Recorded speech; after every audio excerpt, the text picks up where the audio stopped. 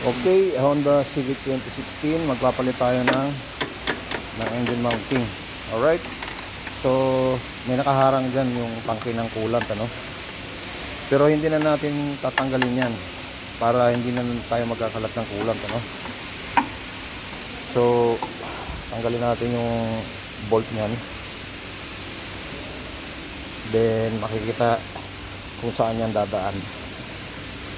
Alright, so dalawang bolt lang naman yan eh. Tapos merong bracket sa baba na parang patulis. Okay, may rubber. So yung pinaka-mounting niya sa baba. Ito, tatanggalin lang yung bolt. Alright, tanggalin yung bolt nito. Then kapag naiangat mo na yan, alright, ayan o, may sway mo na siya.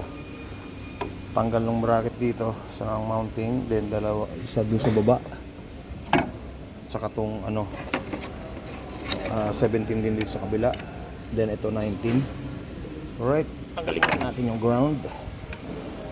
Then pag natanggal na yung ground na yan, alright,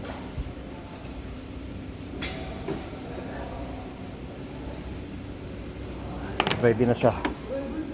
Alright, right hand mounting na engine right hand mounting na Honda Civic 2016.